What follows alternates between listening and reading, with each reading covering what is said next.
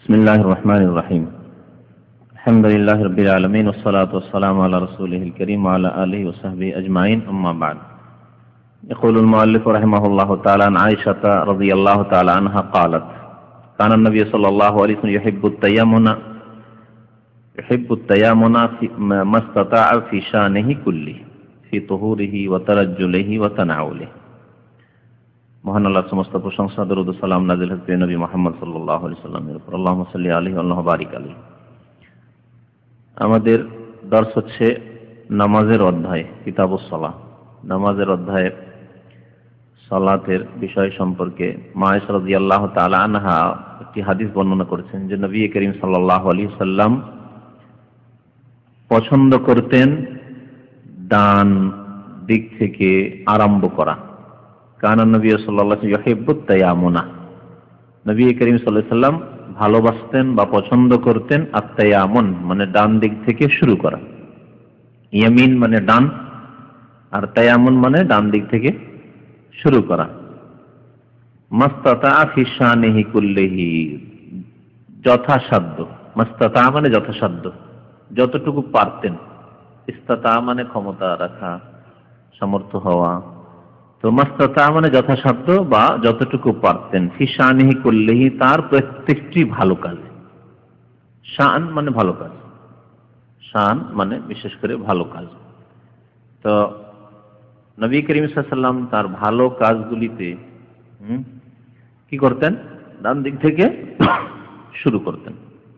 ভালো কাজগুলি যেমন উদাহরণস্বরূপ বর্ণনা করেছেন ফি তুহুরিহি, পবিত্রতা হাসিল করার ক্ষেত্রে, ওযুর ক্ষেত্রে, গোসলের ক্ষেত্রে। ফি তুহুরি, তুহুর হচ্ছে এগুলি ওযু, গোসল, ভালো কাজ, পবিত্রতা। ওয়া তারাজ্জুলিহি, তারাজ্জুল মানে হচ্ছে না, তারাজ্জাল আরবিতে মানে সিথি করা, চিরুনি ব্যবহার করা। তো হাদিসের কিতাবে রয়েছে সিথির বা বাবুত তারাজ্জুল, চুল আঁচড়ানো বা সিথি করা সম্পর্কে। ও তারাজ্জুলিহি মানে সিথি করার ক্ষেত্রে নবী সাল্লাল্লাহু আলাইহি ওয়াসাল্লাম যখন চুলের সিথা করতেন তখন ডান দিক থেকে শুরু করতেন, ডান দিক থেকে শুরু করতেন চুল আঁচড়ানো। ওয়া তানাউলিহি, নাল থেকে, নাল মানে হচ্ছে স্যান্ডেল, স্যান্ডেল জুতা পরিধান করার ক্ষেত্রে, বা খোলার ক্ষেত্রে, পরিধান করার ক্ষেত্রে বিশেষ করে। তানাউলিহি, না তানা আলা মানে নাল জুতা পরার ক্ষেত্রে। কারণ খোলার ক্ষেত্রে আছে যে এর উল্টো আছে আবার, বামটা আগে খুলবে আর ডানটা পড়বে, যেন তানা আলা যে শাব্দিক অর্থ সেই অর্থে এখানে নিতে হবে। তানা আলা, তানা আলো মানে লুবসুন নিয়াল, জুতো স্যান্ডেল পরা। যদিও নেয়াল নাল বলে স্যান্ডেলকে, কিন্তু জুতো শামিল, জুতোকে হেজা বলে, সবকে শামিল, একটু আম শব্দ এটি। তো নবী করিম সাল্লাল্লাহু আলাইহি ওয়াসাল্লাম এই ভালো কাজগুলির ক্ষেত্রে ডান দিক থেকে শুরু করা পছন্দ করতেন। উদাহরণস্বরূপ এই দু তিনটি বর্ণনা করা হয়েছে। এছাড়াও জিন্দেগিতে বহু কাজ রয়েছে, যেগুলিতে ভালো কাজ হলে ডান দিকে শুরু করা। তাহলে ভালো কাজে যখন ডান দিকে শুরু করা সুন্নাত, তাহলে যতগুলি নোংরা কাজ রয়েছে, খারাপ কাজ রয়েছে, সেগুলি বাম দিক থেকে শুরু করা বা বাম হাত দিয়ে করা। যেমন ইস্তেঞ্জা করা, পেশাব পায়খানা পরিষ্কার করা পানি দিয়ে, অথবা ঢিলা কুলুক নেওয়া নিষেধ করা হয়েছে। ডান হাতে ইস্তেঞ্জা করা নিষেধ করা হয়েছে। এইরকমই বাথরুমে প্রবেশের ক্ষেত্রে, নাপাক নোংরা জায়গায় যাচ্ছেন, এইরকমই কাপড়ে নাপাক, নাক পরিষ্কার করা, ঠিক আছে, নাক পরিষ্কার করার ক্ষেত্রে এটাও ঠিক আছে। যদি কোনো কাপড়ে নাপাকি লেগে আছে, নাপাকি আপনি সাফ করবেন, তাহলে ডান হাতে না করে বাম হাতে, কারণ এগুলি হচ্ছে ময়লা আবর্জনা দূর করা বা নাপাক জিনিস দূর করা। এগুলির ক্ষেত্রে বাম হাত ব্যবহার করা, বাম দিক থেকে শুরু করা ইত্যাদি। তো ডানের ব্যাপারটি রয়েছে ডান দিক থেকে শুরু করা এবং ডান হাত ব্যবহার করা, দুটো শামিল। তাই এমন মানে ডান দিক থেকে শুরু করা আর ডান হাত ব্যবহার করা। তাহলে ওযু করার ক্ষেত্রে ডান দিক থেকে শুরু করা, ওযু গোসলের ক্ষেত্রে, এবং ডান হাত ব্যবহার করা। পবিত্রতা ক্ষেত্রে। ডান হাতে পানি নিয়ে মুখে পানি দিবেন তাহলে, হ্যাঁ, ডান হাতে পানি নিয়ে আপনি নাকে পানি দিবেন, গড়গড়া করবেন ইত্যাদি। এটাও যেমন শামিল, ডান হাত ব্যবহার করা হলো তেমন ডান দিক থেকে শুরু করা, মানে ডান হাত আগে ধোয়া, ডান হাত আগে ধোয়া, তারপর বাম হাত, ডান পা আগে ধোয়া, তারপরে বাম পা। গোসলের ক্ষেত্রে ডান দিকে পানি ঢালা, নবী করিম সাল্লাল্লাহু আলাইহি ওয়াসাল্লামের এই হাদিস যে ডান দিক পছন্দ করতেন। আচ্ছা, ঘড়ির ক্ষেত্রে, আংটির ক্ষেত্রে কি হইতে পারে? এই মাসলা অনেকে জিজ্ঞাসা করে এবং অনেকে এই ক্ষেত্রে একটু বাড়াবাড়ি করে যে না, ডান হাতে পড়তে হবে ঘড়ি, এই হাদিসের আলোচনা। আবার অনেকে এর বিরোধিতা করে। আর আমাদের দেশের লোকেরা, জানি না আপনারা জানেন কিনা, মনে করে যে মহিলাদেরকে ডান হাতে ঘড়ি পড়তে হবে, এটা মহিলাদের লক্ষণ। বল, মহিলাদের জন্য ডান হাতে ঘড়ি আর পুরুষদের জন্য বাম হাতে ঘড়ি, এমন কিছু নেই শরীয়ত, তোমরা বানিয়ে নিয়েছো, এরকম কিছু নাই, এরকম যুক্তি নাই। তবে ডান হাতে যদি ঘড়ি ব্যবহার করে আমি মনে করি ভালো। ডান হাতে ঘড়ি ব্যবহার করে দুনিয়াবি হয়তো কখনো কখনো ক্ষতি আছে, ডান হাতটা বেশি কাজের ক্ষেত্রে ব্যবহার হয়। যেমন আমার সাথে এরকম ঘটেছে, ডান হাতে ঘড়ি, খুব দামি ঘড়ি, তখন শিকো ফাই সে যুগের খুব দামি ঘড়ি ছিল, শিকো ফাই ঘড়ি যাই ঢুকিয়েছি, আর কেমন করে ঢুকিয়েছিলাম খুব সংকীর্ণ জায়গায়, আঁচড় লাগলো, তো ওর ওপরের কাঁচটা সে একেবারে দাগ পড়ে গেল। তা আমি বেশ কিছুদিন ডান হাতে ঘড়ি ব্যবহার করেছি, তারপরে বাম হাতে ব্যবহার করি, কখনো কখনো ডান হাতে ব্যবহার করি। যখন ওই হাদিসটা জানলাম যে নবী করিম সাল্লাল্লাহু আলাইহি ওয়াসাল্লাম আংটি ব্যবহার করেছেন বাম হাতে, তাহলে আংটির উপর ঘড়িকে কিয়াস করা যেত না, তখন ডান হাতটা আমি এত মনে করলাম না যে এত গুরুত্বপূর্ণ বিষয় নেই যে ঘড়িটাও ডান হাতে ব্যবহার করতে হবে। কারণ নবী সাল্লাল্লাহু আলাইহি ওয়াসাল্লাম যখন আংটি ব্যবহার করেছেন তাহলে আংটির মতোই হচ্ছে ঘড়ি, সুতরাং ঘড়ি বাম হাতে ব্যবহার করা কোনো দোষের বিষয় নেই। আর ওর চাইতে মানে এমন বেশি গুরুত্বপূর্ণ বিষয় নেই। তবে যদি কেউ মনে করে যে আমি ঘড়ি ভালো জিনিস আমি ব্যবহার করবো ডান হাতে, কোনো দোষ নেই। কিন্তু কেউ যদি বাম হাতে ব্যবহার করে তাতে কোনো দোষ নেই, কারণ নবী সাল্লাল্লাহু আলাইহি ওয়াসাল্লাম আংটি আছে যে বাম হাতে ব্যবহার করেছেন, হাদিসে রয়েছে। আল্লাহু আলাম। যারা বড় মানুষ কাজ কাম করে না হয়তো কখনো, তারা যদি করে ঠিক আছে, কাজ কাম করলে আসলে অসুবিধা নেই। হাত বেশি ব্যবহার হয়, অনেক বেশি ব্যবহার হয় বাম হাতে। মসজিদে প্রবেশ করার ক্ষেত্রে ডান পা, কারণ ভালো কাজে ঢুকছেন আপনি, ভালো জায়গায় ঢুকছেন, কিন্তু মসজিদ থেকে বের হওয়ার ক্ষেত্রে বাম পা বের করেছেন নবী। عن كعب بن مالك رضي الله تعالى عنه كان النبي صلى الله عليه وسلم إذا قدم من سفر بدأ بالمسجد فصلى فيه। কাব বিন মালিক রাদিয়াল্লাহু তাআলা আনহু খুব প্রসিদ্ধ সাহাবী এবং তার তওবার ঘটনা সহিহ বুখারীতে রয়েছে, খুব লম্বা হাদিস রয়েছে, মানে 2-3 পাতার লম্বা হাদিস রয়েছে কাব বিন মালিকের তওবার ঘটনা। এবং ওই হাদিস কোরআনে কারীমের একটি আয়াতের ব্যাখ্যা, যে আয়াতে আল্লাহ পাক ওই 3 জনের কথা যারা তাবুক যুদ্ধে, অথচ তারা মুনাফিক ছিলেন না, খাঁটি মুমিন ছিলেন, যাবো করে যেতে পারেননি, আর তারপরে রাস্তাও চেনেন না, কোথায় চলে গেছেন নবী সাল্লাল্লাহু আলাইহি ওয়াসাল্লাম, সাহাবারা এখন কেন রাস্তা গিয়ে পাবো কোথায়, শেষে যেতে পারলেন না বেচারারা। তাদের কথা আল্লাহ পাক কোরআনে কারীমে 3 জন বলে উল্লেখ করেছেন, ওয়া আলা সালাসাতিল্লাযিনা খুল্লিফু, ওই 3 জনের আল্লাহ তওবা কবুল করলেন, তওবার আয়াত নাযিল করলেন। খুল্লিফু, যারা পিছনে থেকে গিয়েছিল যুদ্ধ থেকে, তাবুকের জিহাদ থেকে। হাত্তা ইযা যাকাত আলাইহিমুল আরদু বিমা রাহাবাত, এমনকি পৃথিবী এত প্রশস্ত হওয়া সত্ত্বেও তাদের জন্য সংকীর্ণ হয়ে পড়েছিল যখন সবাই বয়কট করলো, তাদের সাথে বয়কটের ঘটনা রয়েছে। এই হাদিস এরও প্রমাণ করে যে প্রয়োজনে যদি দেখা যায় যে আমার কোনো আত্মীয় আছে বা ভাই আছে বা কেউ আছে, গ্রামের কেউ আছে, তার সাথে বয়কট করলে তাকে হেদায়েত করা যাবে, তাহলে বয়কট সুন্নাত। কিন্তু যদি দেখা যায় বয়কট করা, বুঝছেন তো না, বুঝেন, মানে সম্পর্ক ছেদ করে নাও, দুনিয়াবি সম্পর্ক না রাখা, কোনো কিছু দেব না, নেব না, খাবো না, খাওয়াবো না, কথা বলবো না, এগুলো হচ্ছে বয়কট, একঘরে করা আঞ্চলিক ভাষা। আর যদি দেখা যায় না বয়কট করলে বরং ক্ষতি আছে, দিনের ক্ষতি আছে, দাওয়াতি কাজের ক্ষতি আছে, তাহলে বয়কট করা চলবে না। অবস্থা বুঝে ব্যবস্থা নিতে হবে। কতক লোক আছে তাদের সাথে বয়কট করলেই তাকে হয়তো হেদায়েত করা যাবে, সৎ পথে নিয়ে আসা যাবে।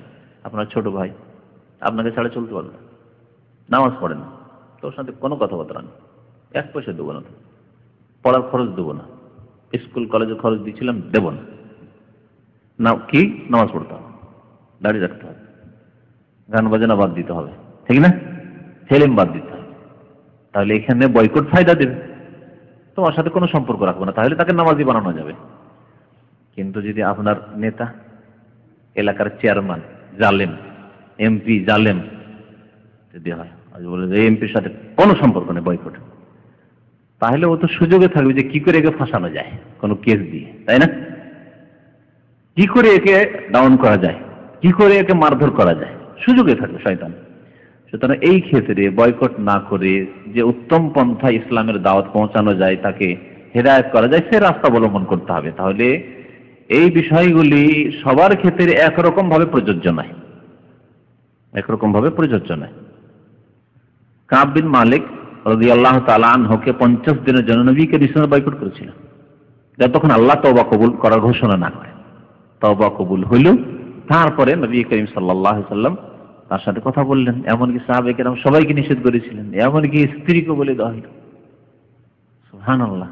এবং কেমন তাদের দিন, পরেজগারি, তাকওয়া, যে স্ত্রী পর্যন্ত স্বামীর কথা মানা যাবে না, আল্লাহ রসুল কথা মানতে হবে। রাসূলুল্লাহ সাল্লাল্লাহু আলাইহি ওয়াসাল্লাম নিষেধ করেছেন আমার স্বামীর সাথে কথা বলতে, বাস তুমি থাকো, আমি আমার বাবার বাড়ি গেলাম, কারণ আল্লাহর নবী নিষেধ তোমার সাথে চলাফেরা। এই হচ্ছে ইসলাম, এই হচ্ছে রসুলের ভালোবাসা, দুনিয়ার সমস্ত কিছুর, সমস্ত ব্যক্তির চাইতে বেশি ভালোবাসা। আর নামে শুধু দাবি, মুখে দাবি যে আমি নবীকে খুব ভালোবাসি, আর কাজে কর্মে আপনি আপনার বন্ধুর সাথে সম্পর্ক ছেদ করতে পারছেন না, বন্ধু বানিয়ে রেখেছেন বেনামাজি, ফাসিককে, সুদখোরকে, ঘুষখোরকে।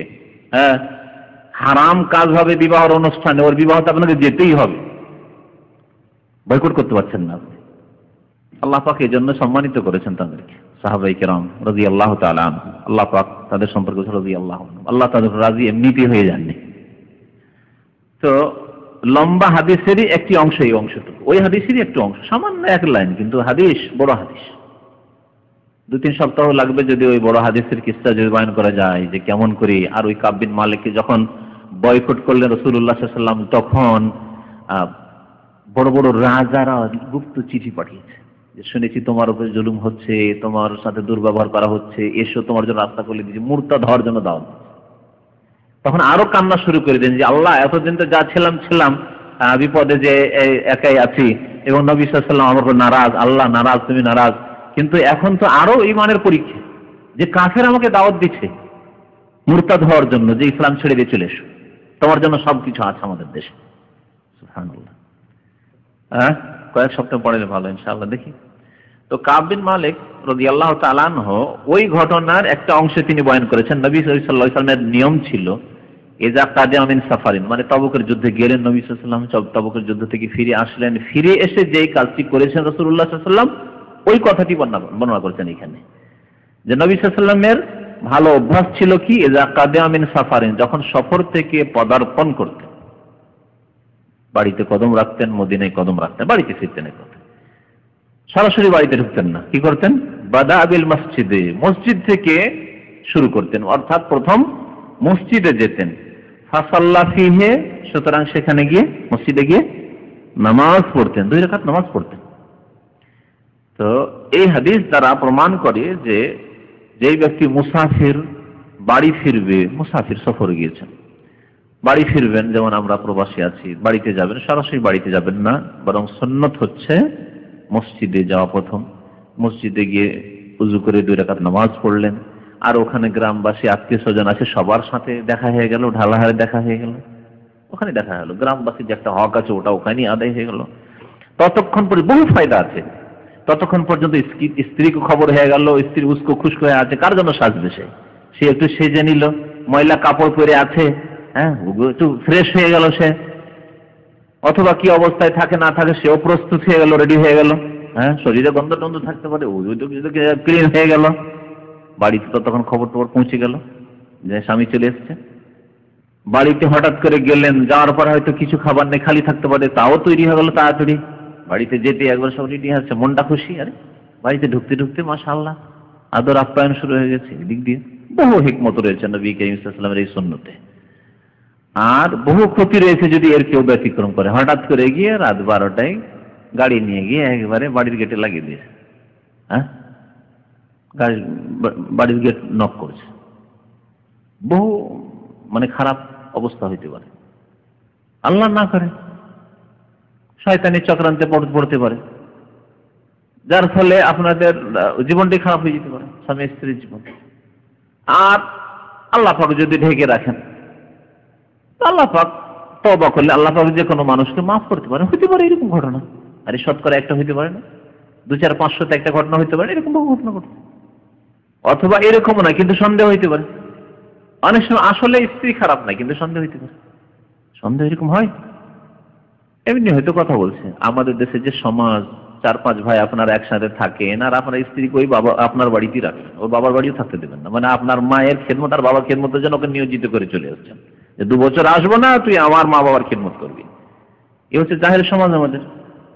ওই বাড়িতে আছে, হঠাৎ করে ঢুকতে যাচ্ছেন, হইতে পারে যে আপনার ছোট ভাই কোনো কাজে আপনার দরজা পর্যন্ত গেছে, ওই দরজার কাছে দেখে আপনার পালপিটিশন শুরু হয়ে গেল, যে নিশ্চয়ই দরজা থেকে বেরিয়ে আসছে, মানে আমার স্ত্রীর কাছে ছিল।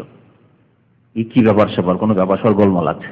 শয়তান এই সুযোগগুলি নেই, এ সমস্ত সুযোগের রাস্তা বন্ধ হয়ে যাবে। শয়তান কোনো রাস্তা পাবে না যখন আপনি মসজিদে নামাজ পড়বেন। বহু হিকমত আছে। সুতরাং এই প্রথম কথা, এই সুন্নতকে জীবিত করা একটি বড় কাজ। আমাদের সেই আমল নেই, আছে গেছিলেন দেশে, আমল করেছেন, এগুলো তো সালাফি হইতে হবে। হ্যাঁ, কোরআন হাদিসের অনুসারী এগুলো তো হইতে হবে। বাড়ি গিয়ে গ্রামে, তারপরে বাড়িতে ঢুকে যাওয়ার পরে, বিশেষ করে ফ্যামিলিওয়ালা মানুষ, স্ত্রী আছে, ছেলে মেয়ে আছে, বাড়িতে ঢুকলে মনটা হবে যে স্ত্রীর সাথে একটু কথা বলতে লাগে, আর কথা বলতে লাগলে সময় লম্বা হয়ে যাবে। গ্রামের লোক, আরে লোকটি এসছে, ছেলেটি এসে, একটু দেখাশোনা করবো, গ্রামের ছেলে দেখা সাক্ষাৎ করবো। ওরা দেখা সাক্ষাতের জন্য বাইরে পেরেশান আছে, আর আপনি এইদিকে আপনার বিবি নিয়ে বা আপনার ছেলের আদর করতে করতে, নাসের আদর করতে করতে ওইদিকে সময় লেগেছে। গ্রামের লোকের দিকে অসন্তুষ্ট, লোকটা কেমন রে, গ্রামে আসলে আমাদের সাথে দেখা নাই, সাক্ষাৎ নেই, ঘরের কোনায় গিয়ে ঢুকে আছে। গ্রামের লোকের মন্তব্য শোনেন কত রকমের, সব থেকে বেঁচে গেলেন।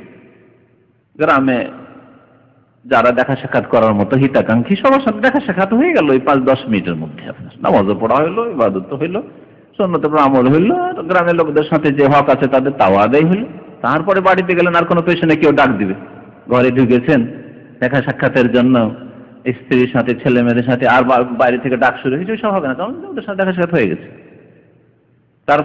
তারপরে কিছু হাদিয়াটা দিয়ে নিয়ে গেলেন, খেজুর নিয়ে গেলেন, যেমন এই দেশ থেকে যাচ্ছেন, জমজম নিয়ে গেলেন, ওখানে হয়ে গেল বিসমিল্লাহ। অনেক ফায়দা রয়েছে। যাই হোক, এজা কাদিয়া মিন সাফারিন, নবী সাল্লাল্লাহু আলাইহি ওয়াসাল্লাম যখন সফর থেকে আসতেন, বাদাবিল মসজিদে, প্রথম মসজিদ থেকে আরম্ভ করতেন, ফাসাল্লা ফিহি, সুতরাং মসজিদে ঢুকে 2 রাকাত নামাজ পড়তেন। তো মসজিদে মুসাফির মানুষ ফিরে আসলে 2 রাকাত নামাজ পড়া হচ্ছে সুন্নাত। নবী সাল্লাল্লাহু আলাইহি ওয়াসাল্লামের এরকম আমল ছিল। عن أبي هريرة أن رسول الله صلى الله عليه وسلم قال إن الملائكة تصلي على أحدكم ما دام في مصلاه الذي صلى فيه ما لم يحدث تقول اللهم اغفر له اللهم ارحمه।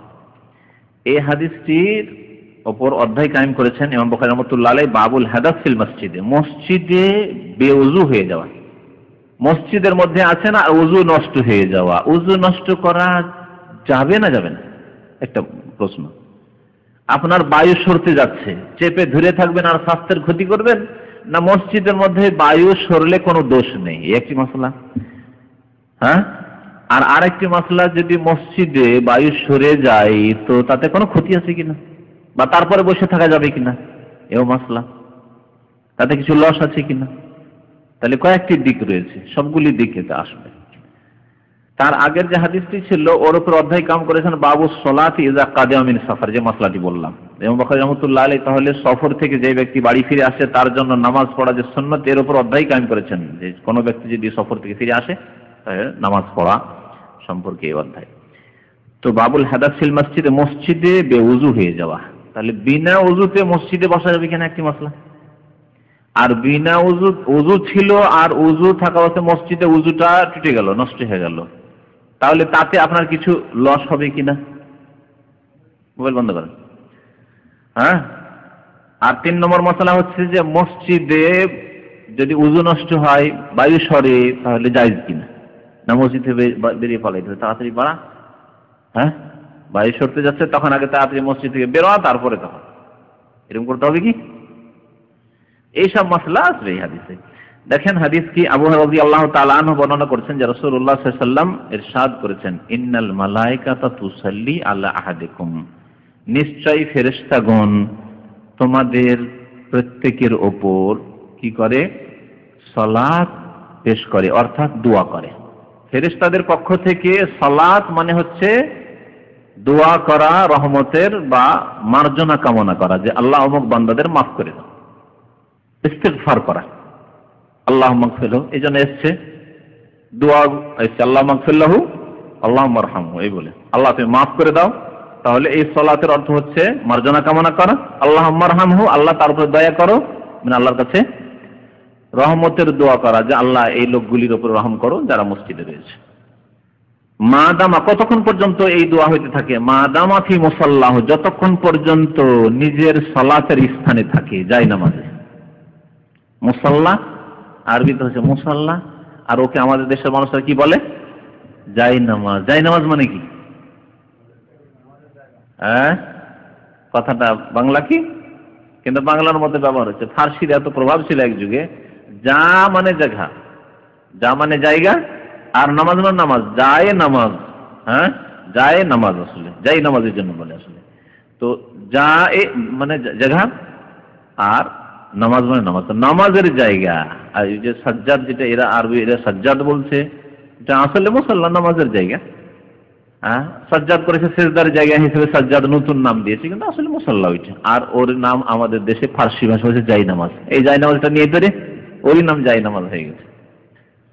মুসাল্লা কি? মুসাল্লা নিজের জাই নামাজে, মানে নিজের মুসাল্লায়, নামাজের স্থানে যতক্ষণ পর্যন্ত বসে থাকে মুসল্লি, ততক্ষণ পর্যন্ত ফেরেশতারা রহমতের দোয়া করতে থাকে আর আল্লাহর কাছে মার্জনা কামনা করতে থাকে। তাহলে মসজিদে কেউ যদি বসে থাকে নামাজের পরেও বা নামাজের আগে বসে থাকে, তাহলে ফেরেশতার দোয়া পেতে আছে, ফেরেশতার দোয়া পেতেছে বসে থাকলে। দুনিয়ার গল্পতে নয়, হয় জিকির আজকার, আর না হলে কোরআন তেলাওয়াত। মসজিদে বসে আছে, ভালো কাজে এক কথা বসে আছে, অথবা মানুষকে সৎ কাজের উপদেশ দেওয়া, যে অত্যন্ত গুরুত্বপূর্ণ। জিকির আজকার করছেন, সুবহানাল্লাহ আলহামদুলিল্লাহ করছেন, এটাতে আপনার শুধু ব্যক্তিগত ফায়দা, তাই না? কোরআন তেলাওয়াত করছেন নিজে, আপনার ব্যক্তিগত ফায়দা। কিন্তু যদি আমর বিল মারুফ করেন, কাউকে ভালো তালিম দিচ্ছেন, ভালো শিক্ষা দিচ্ছেন, এইগুলি করা সুন্নত, এটা করা ভালো, এই করতে হবে, এই করতে হবে, হালাল হারামের শিক্ষা দিচ্ছেন, অথবা অন্যায় কাজে বাধা দিচ্ছেন, উপদেশ দিচ্ছেন এক কথা, ভালো কাজের, অন্যায় কাজের সম্পর্কে সতর্ক করছেন, হারাম সম্পর্কে সতর্ক করছেন, তাহলে এর ফায়দা নিজেরও হইল, আর যাদেরকে সৎ পথের দিকে দাওয়াত দিলেন, ভালো উপদেশ দিলেন, তাদেরও ফায়দা হলো, ওর নাকি আরো বেশি। এই জন্য দিনের দাওয়াতের কাজ, দিনের প্রচারের কাজের নেকি সবচাইতে বেশি। ওমান আহসানু কাওলান মিম্মান দাআ ইলাল্লাহ, যে ব্যক্তি আল্লাহর দিকে ডাকে, আল্লাহর দিনের দিকে ডাকে, ওর চাইতে ভালো কথা আর কিছুই হতে পারে না। কারণ এতে নিজেরও সংশোধন আছে আর অন্যেরও সংশোধন আছে, নিজেরও নেকি আছে, অন্যেরও হেদায়েত রয়েছে। হতে পারে ওই লোককে আপনার দ্বারা হেদায়েত হয়ে যেতে পারে। দুটি কথা মসজিদে বসে বসে বলেছিলেন, যে ভাই আপনার নামাজ পড়াতে কিছু ভুল হচ্ছে, শুনলাম আপনি নামাইতে পড়ছেন, তো নামাইতে পড়াতে বিদআত, এটা বললেন আপনি। সুবহানাল্লাহ আলহামদুলিল্লাহ করতে গেলে ওই লোকটি টান দিয়ে পালিয়ে যেত, হেদায়েত করা হইতো না। আপনি না না আমার তসবিহ হয়নি, আর খামাখা নামাইতে পড়ছে পড়ুক, যা করবি কর। হ্যাঁ, যায় নামাজের দোয়া, ইক্তাদাইতু বিহাযাল ইমাম, এসব বিদআত পড়তে আছে, আর আপনি ভাবছেন সালাম ফেরার পর ওগুলো বলতে গেলে আমার তসবিহটাতে লেট হয়ে যাবে। থাক, এই তসবিহ চাইতে বেশি নাকি যদি ওর বিদআতটা সংশোধন করাইতেন আপনি। কারণ বিদআতি নামাজ পড়তে থাকবে, এভাবে নামাজ ওর কবুল হবে না, ক্ষতিগ্রস্ত বেচারা। তাহলে আপনার এখানে তসবিহ জিকির কাজ চাইতে বেশি নাকি পাবেন ওকে বিদআত সম্পর্কে সতর্ক করে, সঠিক জিনিসের তালিম দিয়ে, সহি নামাজ শিক্ষা দিয়ে। যতক্ষণ নামাজের জায়গায় বসে আছে ততক্ষণ পর্যন্ত ফেরেশতাগণ দোয়া করতে থাকেন, আল্লাযী সাল্লা ফীহি, যেই জায়গায় সে নামাজ পড়লো। কতক্ষণ পর্যন্ত এই দোয়া চলতে থাকবে? ফেরেশতাদের রহমতের দোয়া আর মাগফিরাতের দোয়া। মা লাম ইউহদিস, যতক্ষণ পর্যন্ত বেউযু না হবে, উযু ভঙ্গ না হবে, শুধু বাইশারার সাথে খাস না করে যে কোনো কারণে উযু ভঙ্গ হওয়া। সাধারণত বাইশারাতি হয়, এই জন্য আহাদাস ইহুদিস মানে বাইশারা বলা হচ্ছে, বা হাদাস মানে বাইশারা। কিন্তু হাদাসের আম অর্থ, ব্যাপক অর্থ হচ্ছে ওযুবিহীন হয়ে যাওয়া, ওযু ভঙ্গ হয়ে যাওয়া। তো যতক্ষণ পর্যন্ত ওযু ভঙ্গ না হবে, ওযু ভঙ্গের পরে যদি বসে থাকেন, তাহলে কি হবে? তাহলে ফেরেশতাদের দোয়া আর পাওয়া যাবে না। ওই কথাটি বলছিলাম, তিনটি কথার মধ্যে একটি কথা, যে ওযু থাকা অবস্থায় বসে থাকলে কি ফায়দা, আর ওযু নেই, ওযু ভেঙে গেল তারপরে বসে আছেন মসজিদে, তাহলে কি লস? তাহলে একটা লস খেলেন। কি লস খেলেন? ফেরেশতাদের যে দোয়াটা পাচ্ছিলেন ওই দোয়াটা বন্ধ হয়ে গেল, স্টপ হয়ে গেল। আল্লাহ মাগফির লাহু, আল্লাহ মারহাম, আল্লাহ মাগফির রফিক, হ্যাঁ, আল্লাহ মারহাম রফিক, হ্যাঁ, আল্লাহ রফিককে মাফ করে দাও, রফিক আব্দুর রহম করো, ফেরেশতা দোয়া করেছে, মসজিদে বসে আছেন, কিন্তু উযুটা যেই নষ্ট হয়ে গেল দোয়াটা বন্ধ হয়ে গেল ফেরেশতাদের। বুঝা গেছে? তাহলে একটা লস হলো, একটা মাসলা হইল। আর যতক্ষণ পর্যন্ত বেউযু না হবে বলা হয়েছে, তাহলে বোঝা গেল বেউযু হওয়ার পরে মসজিদে বসে থাকা যেতে পারে। নবী শুনে কথা বললেন যে বেউযু হয়ে গেছে আর বসে থাকবে না, খবরদার তাড়াতাড়ি টান দাও। বা হাদাস হয়ে যাচ্ছে, বাইশ সরতে যাচ্ছে, উযু নষ্ট হতে যাচ্ছে, তাড়াতাড়ি টান দাও আর মসজিদের গেটের বাইরে গিয়ে হাদাস করো, কথা বলেছেন কি না? তাহলে যদি মসজিদও এরকম উযু নষ্ট হয় তাহলে জায়েজ রয়েছে, তবে মসজিদকে যথাসাধ্য পরিষ্কার পরিচ্ছন্ন রাখতে হবে, সুগন্ধিতে রাখতে হবে। যদি এমন বাইশারা, বাইশারা আবার দুই রকম আছে, হ্যাঁ, হচ্ছে দুর্গন্ধওয়ালা, এমন বাইশ হলো যে আবার গোটা মসজিদে গন্ধ হয়ে গেল বা আশেপাশের লোক গন্ধ পাচ্ছে না, তাহলে এটি গুনার কাজ। কিন্তু অনেকের গ্যাস আছে, গ্যাস্ট্রিকের রোগ, ও এমনিতে বাইশ হতে থাকে, রাখতে পারে না উযু, কিন্তু গন্ধ হয় না, এরকম। তাহলে আশা করি কোনো অসুবিধা নেই যে মসজিদ থেকে বেরিয়ে গিয়ে ওকে হাদাস করতে না, হাদিস প্রমাণ করে এরকম মসজিদে বের হইতে হবে এমন কিছু জরুরি নয়। আর একটি মাসলা বোঝা গেল যে উযুর অবস্থা যদি বসতে পারেন তাহলে সবচাইতে ভালো দোয়া পেতে, কারণ দোয়া আপনি পেতে থাকবেন। তো উযুর অবস্থাতে মসজিদে বসার চেষ্টা করতে হবে। বিনা উযুতে সাহাবায়ে কেরাম মসজিদে যেতেন, মসজিদ থেকে বেরিয়ে আসতেন, মসজিদে বসে থাকতেন, মসজিদে কথাবার্তা বলতেন। শিরক কুফরি জামানায় যে কত পাপে ছিলেন সেগুলি এর আপোষে আলোচনা করে আল্লাহ শুকরিয়া আদায় করতেন যে আল্লাহ পাকের কত খাস রহমত হয়েছে, আমাদেরকে আল্লাহ পাক হিদায়াত করেছেন, এইসব গল্প করতেন তারা মসজিদে বসে। বহু সময় সাহাবায়ে কেরাম বিনা উযুতে মসজিদে বসে থাকতেন। মসজিদে বসার জন্য উযু শর্ত নাই, উযু শর্ত হচ্ছে নামাজ পড়ার জন্য, হ্যাঁ, আর কোরআন স্পর্শ করার জন্য, তেলাওয়াত নয়, কোরআন স্পর্শ করার জন্য সরাসরি, আর বাইতুল্লাহর তাওয়াফ করার জন্য। বাকি কোনো কাজের জন্য উযুর শর্ত নেই। আরাফায় থাকার জন্য উযুর শর্ত নেই যে আপনি সারাদিন উযু রাখতে হবে, উযু নষ্ট হয়ে যায় কোনো দোষ নেই, বিনা উযুতে দোয়া করতে পারেন। তবে উযু রাখতে পারলে ভালো। সাফা মারোয়ার জন্য অনেকেই কিন্তু সাফা মারার জন্য উযু করে না। কেউ যদি মনে করে না সাফা মারার জন্য উযু করতে হবে তো বিদআত হবে, কারণ তার জন্য কোনো উযুর শর্ত নেই।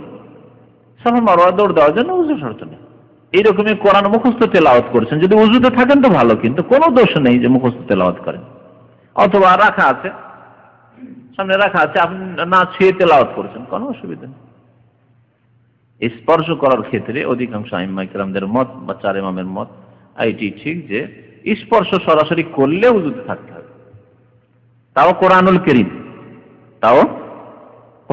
যেটা মুসহাফ, তাফসীর নয়, হাদিসি কিতাব নয়, এগুলির জন্য উত্তম।